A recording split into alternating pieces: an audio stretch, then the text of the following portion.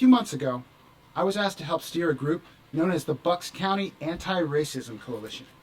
Just last month, we received our 501c3 nonprofit status. We're hoping to do good things here. So first, I want to let everyone know that while I like giving speeches, I love telling stories. So I'd like to tell you a story today about two boys. In order to tell you about boy number one, I'm going to need you to travel back with me to the Midwestern suburbs during the Great Migration, summer, circa 1955.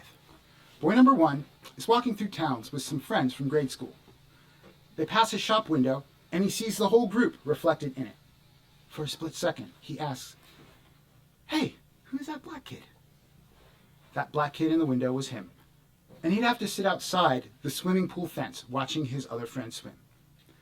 As he grew up, he'd almost always get straight A's, with the occasional B, which allowed him to go to a good college, where one night, walking to the library to study, he was shot by local law enforcement. Boy number two also grew up in the suburbs, but on the East Coast and in the 1980s. His parents, through diligent struggle, had obtained the means to acclimate themselves to suburban life and culture. They did this well enough that they were more than equipped to not only give him the tools he needed to survive, but to thrive there, and offer him luxuries that they themselves had missed out on. Private elementary school, music lessons, travel to foreign countries, the ability to swim at the pool with all his friends in the summer.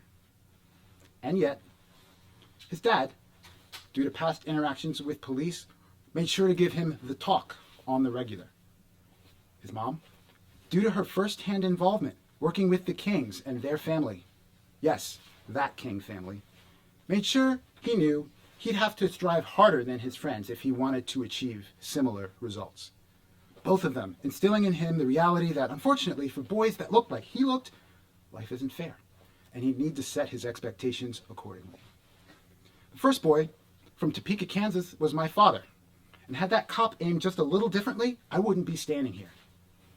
He's okay, by the way. No, really, Dad? Dad, tell him you're okay.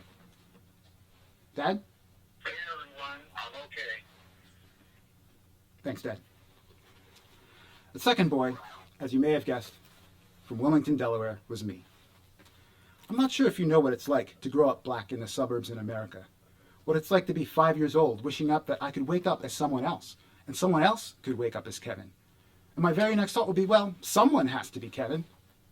Wanting Kevin, whomever he was, to be someone white, even if only for a day. My entire childhood, up to and well into my adulthood, feeling displaced, like I wouldn't know my own reflection if I saw it in a store window.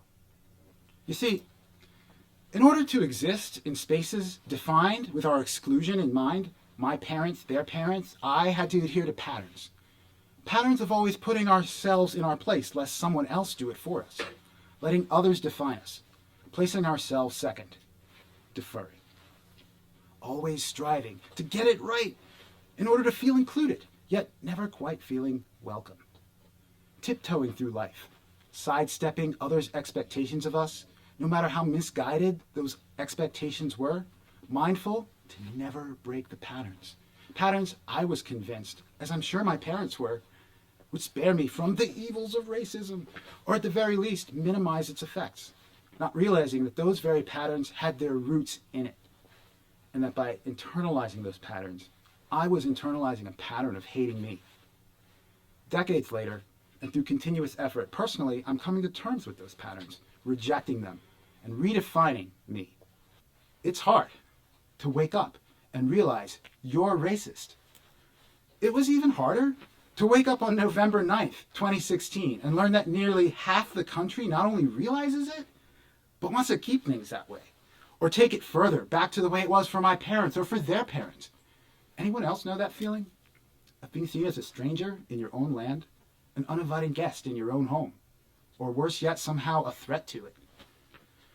On that day, I also realized that all the work and sacrifices, the hardship of those that had come before me was in danger of being nullified, of being erased.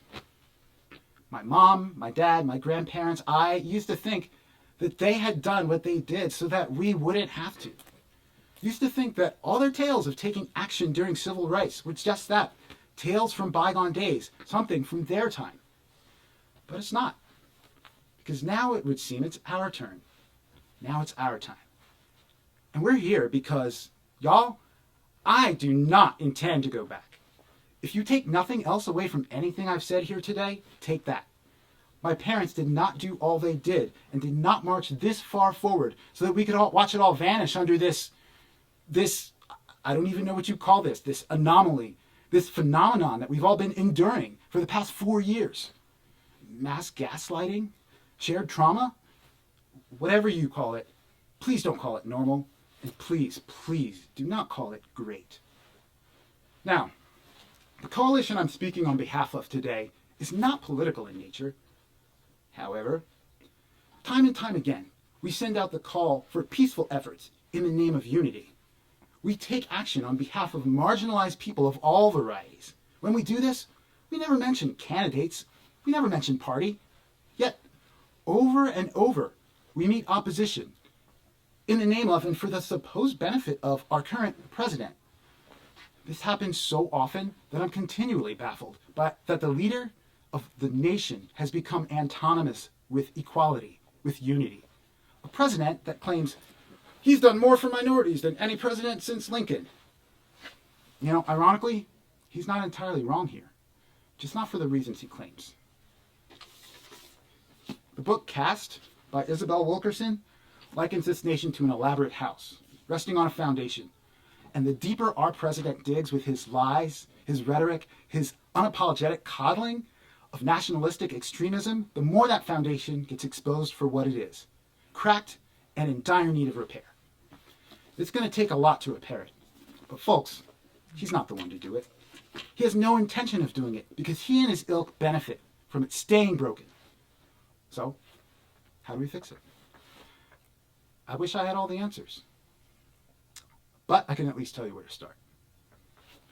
Ullman, Ahmad, Shapiro, Katz, Finello, Mitchell, Biden, Harris. The color purple. Right now, that's how we're being seen in the national spotlight. This state, this county, this very town, right now, today, will be considered purple. A friend of mine, as far away as Seattle, recognized the work that we're doing here. And she said it well over a month ago that, and I quote, Bucks County needs this. People, today's the day. Bucks needs this. Pennsylvania and all the other states need this. And we'll need it well beyond today.